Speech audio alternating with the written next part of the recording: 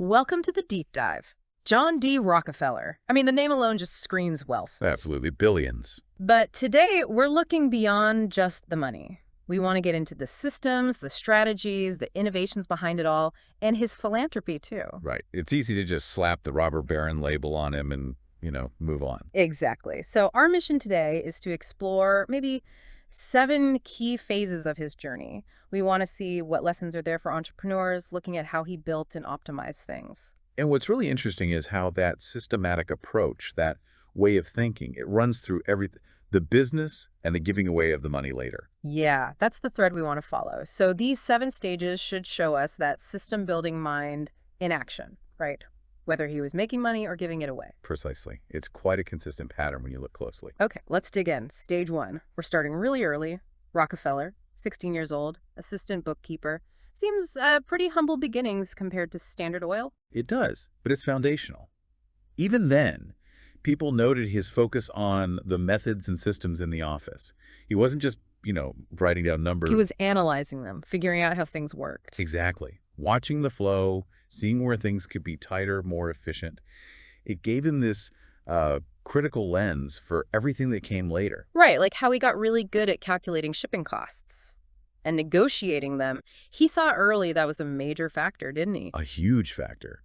And variable. He understood that variability could be managed, could be an advantage.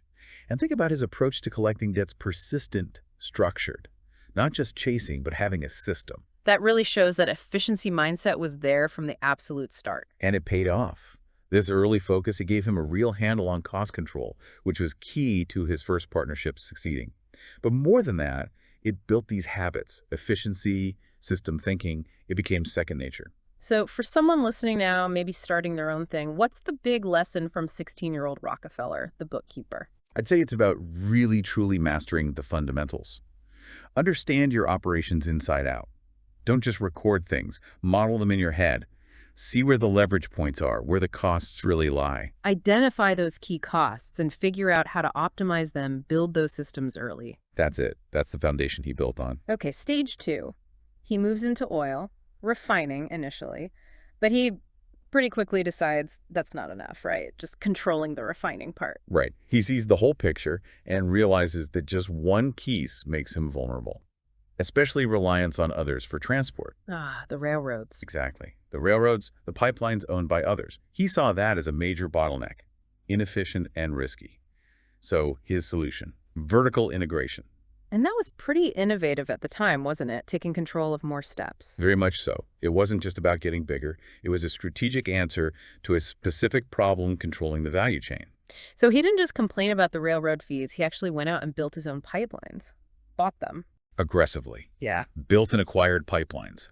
Developed his own fleet of tank cars, too, those iconic Standard Oil cars. Wow. And then even extending that control further down the line, like setting up networks for home delivery. Yes, controlling it almost end to end, from the well to the consumer, as much as possible. And the benefits, pretty clear, I Well, it's imagine. huge. Reduced dependence on railroads, obviously. Yeah. Massive cost reductions by cutting out middlemen and just streamlining everything. And critically, much tighter control over product quality and pricing. Makes sense. So for an entrepreneur today, what's the takeaway from his move into vertical integration? Is it always the right move?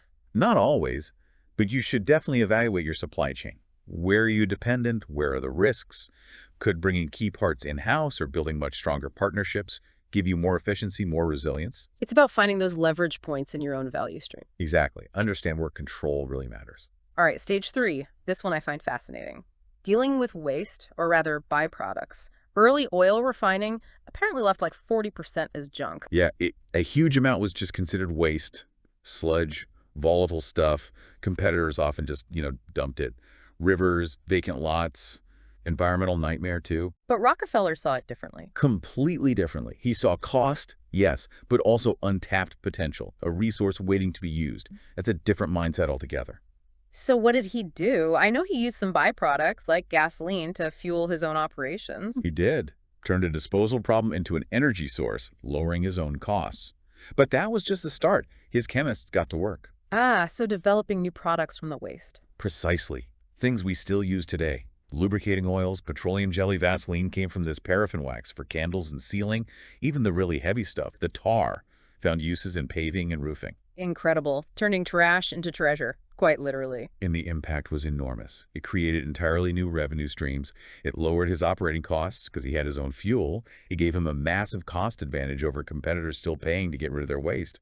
His unit economics just got way better. So, for entrepreneurs focused on sustainability or just profit, the lesson here seems pretty direct. Absolutely. Look at your waste. Is it really waste? Can it be repurposed, sold, used internally? Can you find value others are missing? Maximize resourcefulness. Improve those unit economics. Don't leave value on the table. That's the Rockefeller way, in this phase at least. Okay, stage 4. Standard Oil's incredible growth. Scaling up and consolidating the industry. This wasn't just slow, steady growth, was it? No, not at all. It was deliberate, strategic, and often very aggressive, driven by a clear vision of dominance. And one key early move you mentioned was buying out his partners. Yes, that was critical. He bought them out relatively early on. It gave him unified control, the ability to act decisively and quickly without needing consensus from partners who might have been more cautious or had different goals. And then as the oil fields shifted, like moving from Pennsylvania to Ohio and Indiana, he moved fast. Incredibly fast. What's described as a massive buying spree of oil leases in new territories. He didn't want to be left behind. He also adapted quickly to new refining technologies and market changes. Huge agility for such a growing company. And the result of all this? Well, near total domination. Over 90% of U.S. oil refining at one point. Yeah. Immense personal wealth, obviously. But also the scale to crush competitors in price wars and survive economic downturns that wiped out smaller players. Resilience through scale. So thinking about scaling a business today, what can we draw from Rockefeller's approach here? I think 3 things stand out. 1, be decisive. When a strategic opportunity appears, act. 2, pursue growth strategically. Don't just grow for growth's sake. Make sure it aligns with your long-term market vision. And the third? Adaptability. Markets change, technology changes. You have to be ready to pivot, to adjust, even when you're big, maybe especially when you're big. Right. Don't let scale lead to inertia. Okay, now the story shifts. Stage 5. Rockefeller steps back from the day-to-day of Standard Oil and turns to philanthropy. But not just writing checks, right? Not at all. He looked at the way charity was typically done. He called it haphazard and thought there has to be a better way. He applied the same system-building mindset he used in business. So like optimizing philanthropy. Essentially, yes. His big innovation here was creating the modern private foundation, a structured professional organization designed for large-scale strategic giving, aimed at root causes, not just symptoms. So instead of just giving money to existing charities, he built new organizations. He did both, but his major contribution was creating these large, permanent, professionally managed foundations, the Rockefeller Foundation being the most famous.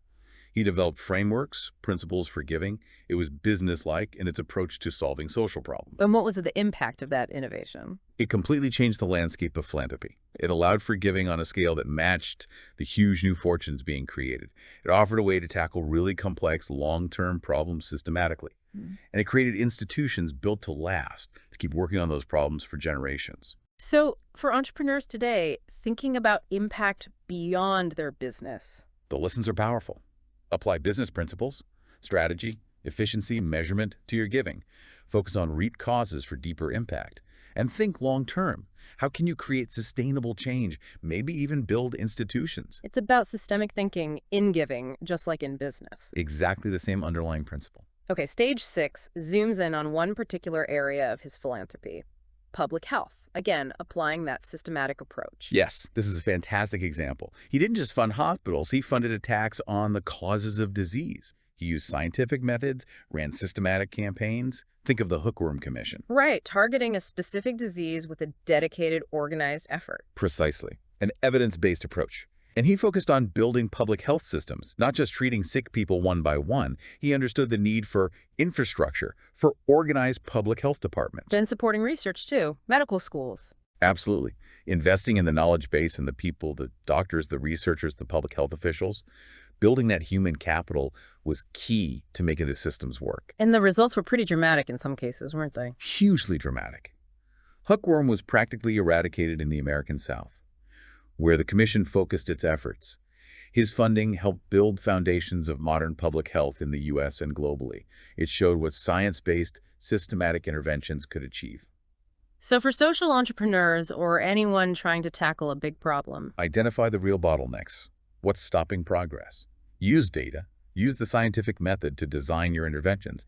And don't forget the infrastructure, the systems, the institutions, the trained people needed to make solutions stick. build the enabling environment, not just the solution itself. Well put, yes. All right, our final stage, stage 7. This focuses on Rockefeller's belief in knowledge itself, investing in creating and sharing it. This really speaks to his long-term vision. He understood that knowledge and innovation are the bedrock of progress. So he made huge, sustained investments in institutions that create knowledge. Like founding universities. Exactly. The University of Chicago is a prime example.